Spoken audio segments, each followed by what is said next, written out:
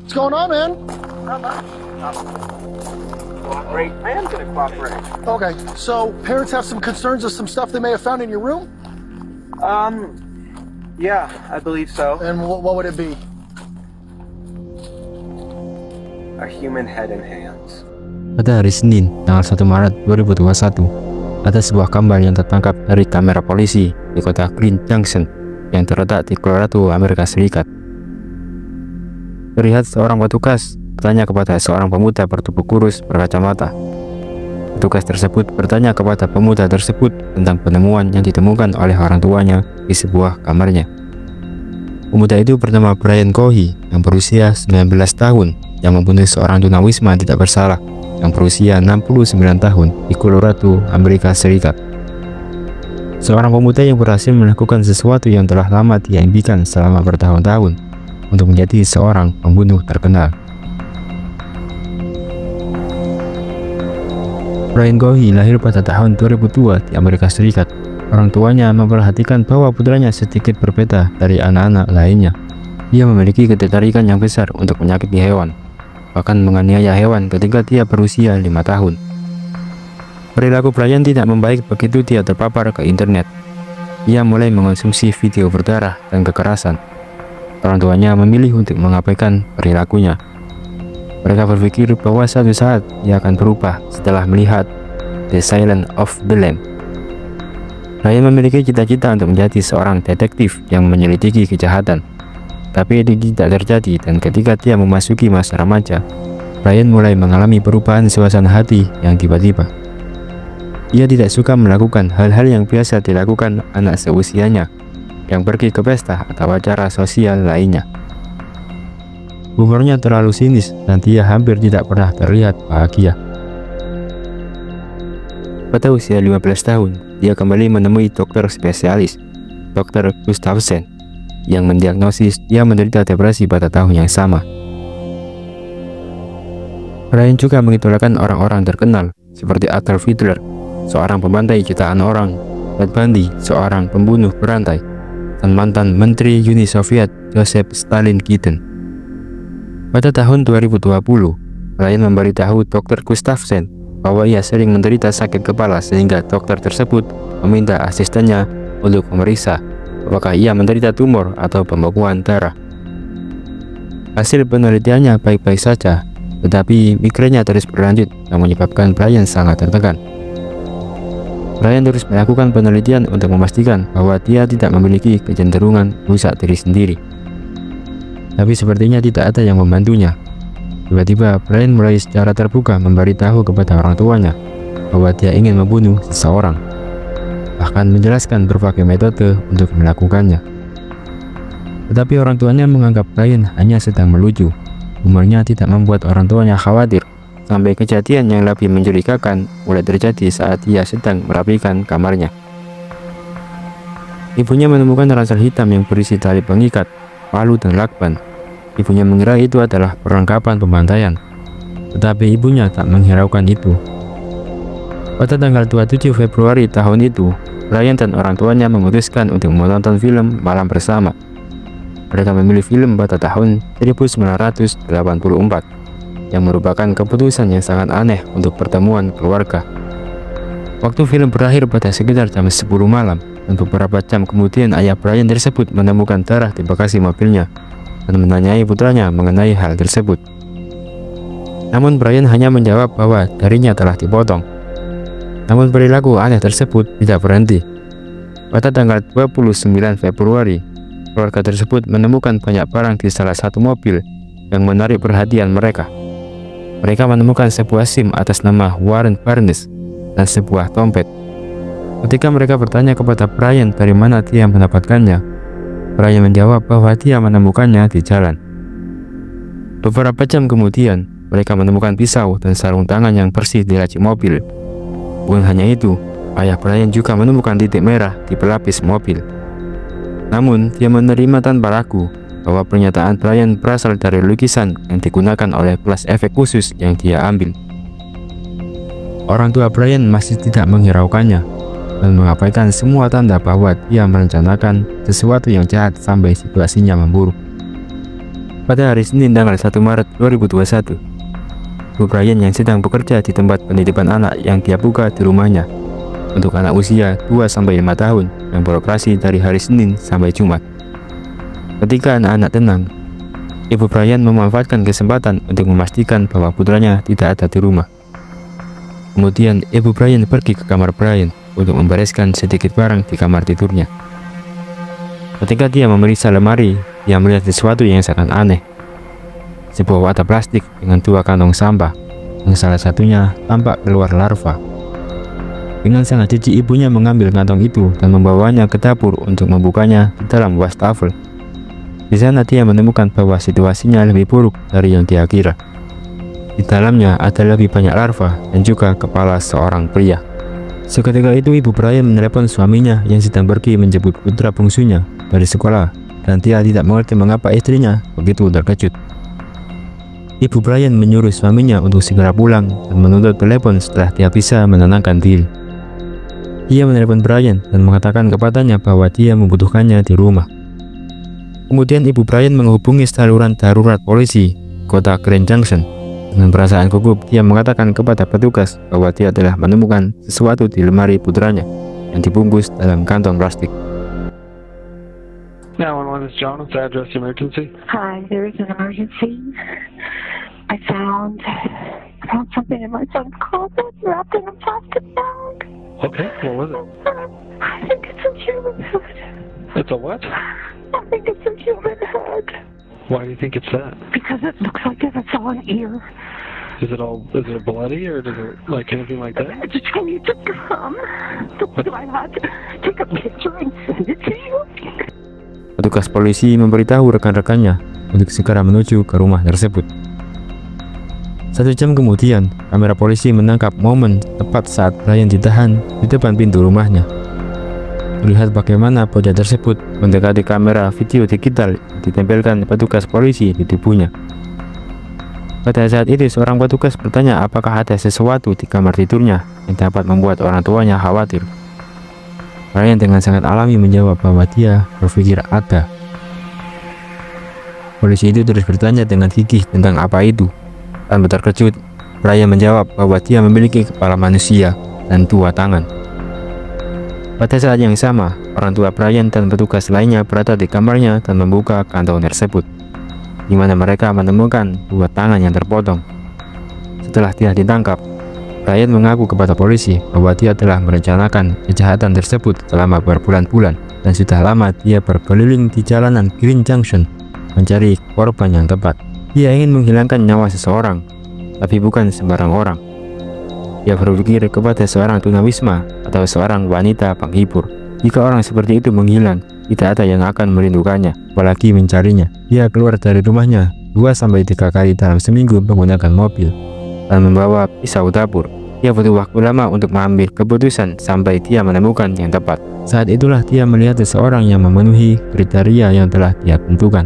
Itu adalah seorang pria yang sedang tidur di bawah jembatan dekat Crosby Avenue, tempat yang agak sepi meskipun berada di dekat pusat kota. Begitu dia mengarahkan pandangannya padanya, Brian tidak ragu-ragu. Apa yang ada di pikirannya saat itu sangat menarik. Ia mengambil pisaunya dan mengenakan 3 lapis sarung tangan karena sarung tangan plastik yang sangat tipis bisa mengkhianatinya. Setelah itu, dia keluar dari mobil, menarik terpal tempat pria tunawisma itu tidur, dan menikamnya di leher sambil menggeram kegirangan dan membuat suara binatang. Ketika korban bangun, dia bertanya mengapa dia melakukan itu, dan Brian menjawab bahwa dia ingin membunuh seseorang sejak lama. Sementara orang itu panik, Brian terus mentikamnya di lehernya. Dia melakukannya sebanyak 40 hingga akhirnya menghilangkan nyawanya. Ia berpikir untuk meninggalkan mayat di sana, tapi dia takut meninggalkan serat dari pakaiannya di sana. Pada saat itu, ia mendapatkan ide yang sangat sadis untuk menghapus jejaknya. Ia memenggal korbannya dan melepaskan tangannya dan memasukkan sisa tubuhnya ke dalam bagasi mobil. Dia melaju ke daerah terpencil di tepi sungai Colorado. Di saat dia mencoba menenggelamkan kendaraannya ke dalam air, namun dia hanya berhasil setengahnya. Kemudian dia hanya melemparkan badannya menjauh untuk mempersulit identifikasi korban. Ia menyimpan kepala dan tangannya ke dalam kotak sisa makan malam yang dia makan di mobil. Setelah itu dia kemudian pergi ke rumahnya. dia membawa kepala dan tangan dari korbannya ke kamarnya. Sesampainya di kamarnya, dia menyembunyikan tangan dan kepalanya di lemari, membersihkan pisau dan membuang sampah. Akhirnya, dia menyimpan pakaian cipratan darah di mesin cuci. Selama beberapa hari berikutnya, dia berpikir untuk membuang sisa tubuh yang disimpan di tempat berbeda. Meskipun dia tidak melakukannya, dia bisa membuat sketsa untuk polisi yang menunjukkan mana yang dia pilih. Kemudian Brian ditangkap oleh polisi untuk diinterogasi. Anak laki-laki itu tidak berhenti tertawa selama interogasi setelah menceritakan dengan sangat jelas bagaimana dia memotong tubuh pria itu. Dia berkata kepada mereka kalau yang dilakukannya adalah hal yang tidak wajar. Dia juga mengatakan bahwa dia selalu terpesona dengan kedokteran forensik, anatomi, dan fisiologi. Para detektif bertanya kepadanya apakah dia telah berbagi ide tersebut dengan orang tuanya, dan dia menjawab iya, tapi selalu dengan nada bercanda. Anak laki-laki itu berkata bahwa dia siap menghadapi hukuman penjara karena kejahatannya. Dia yakin mereka akan memberinya hukuman sekitar 13 tahun untuk pembunuhan itu. Dia bahkan tampak bangga ketika dia ditanya tentang motif pembunuhan itu.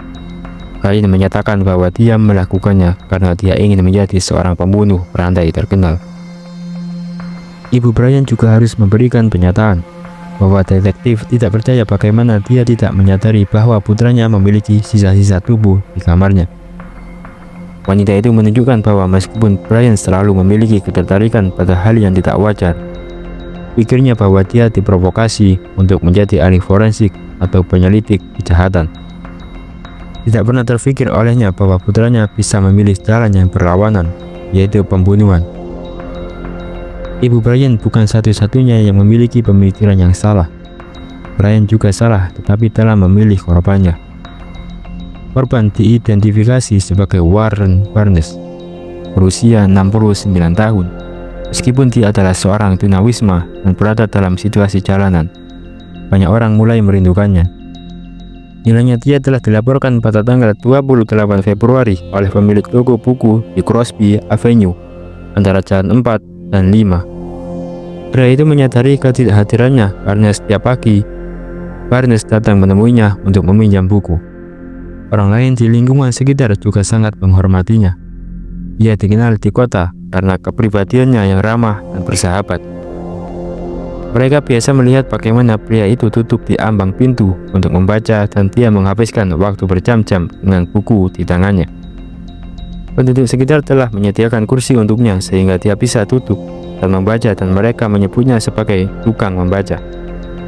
Banyak dari mereka berhenti untuk berbicara dengannya tentang apa yang sedang dia baca. Pada beberapa kesempatan, pria itu memberikan layanan kecil atau bercerita kepada siapapun yang ingin mengobrol dengannya.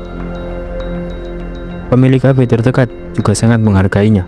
Mereka selalu memberinya minuman hangat dan sesuatu untuk dimakan. Barnes adalah seseorang yang sangat dicintai dan diperhatikan oleh penduduk setempat, dan dia juga memiliki beberapa kerabat yang mengunjunginya dari waktu ke waktu. Banyak yang bertanya bahwa dia tinggal di jalanan bukan karena kebutuhan, tapi karena pilihan. Brian tidak memperhitungkan semua itu saat mengambil nyawanya dan akan membayar harga atas tindakannya. Kemudian persidangan dimulai pada tanggal 17 Januari 2023. Dengan sangat rinci, Brian mengaku tidak bersalah dan mengaku gila. Pengacaranya berpendapat bahwa dia menderita gangguan depresi berat yang digabungkan dengan faktor lingkungan yang membuat dirinya stres.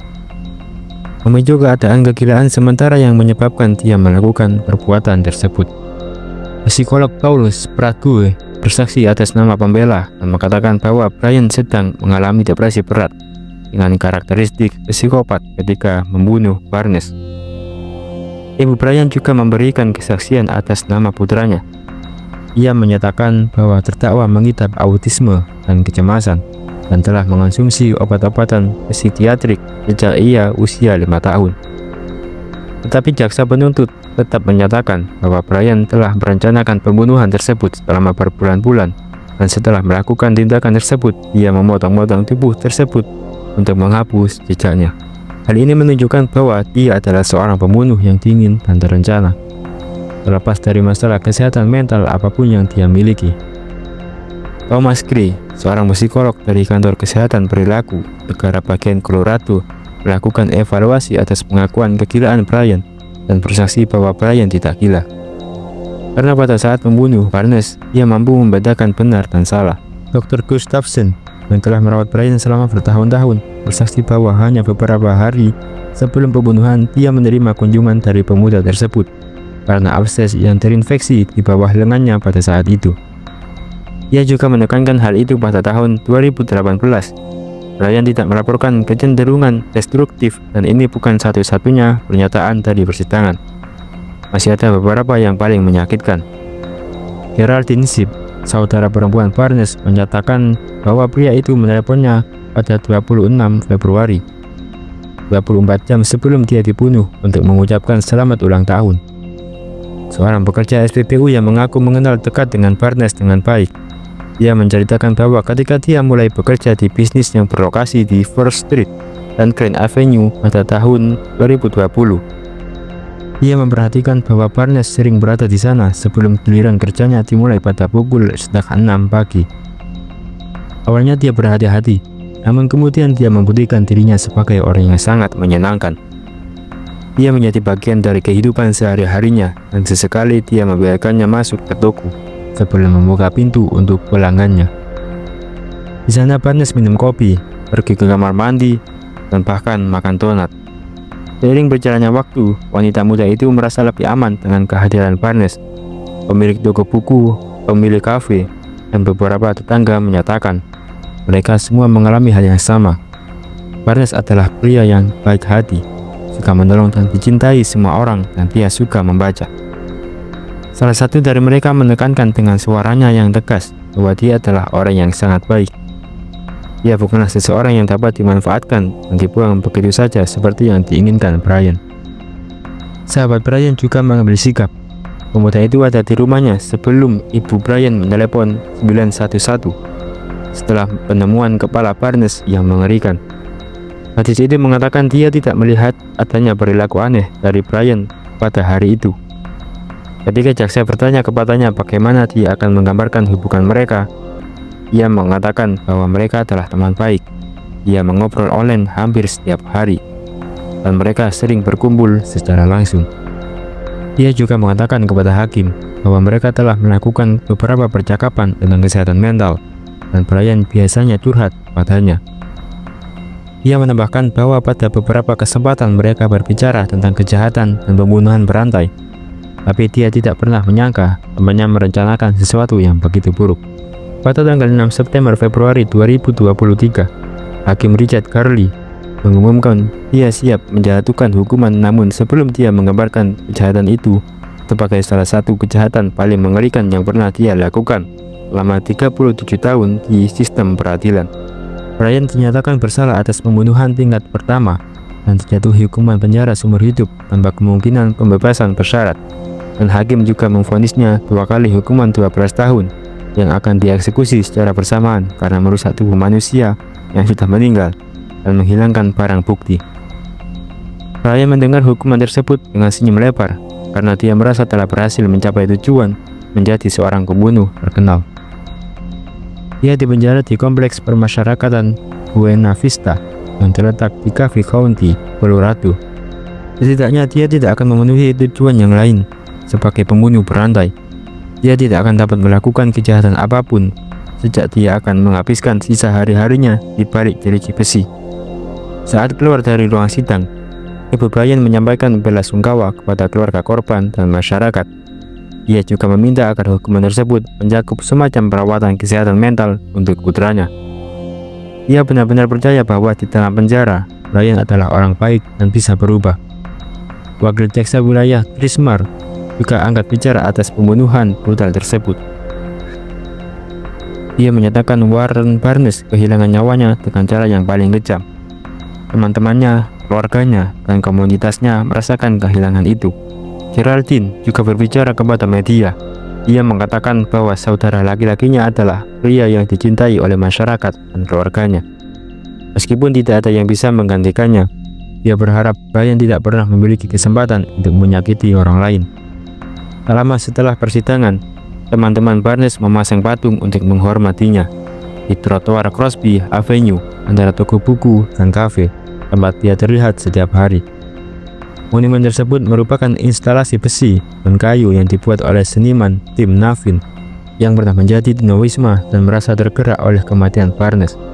Monumen tersebut berisi kursi di bawah pohon sebagai penghormatan atas tanggapan khas Barnes terhadap orang-orang yang mendoakan.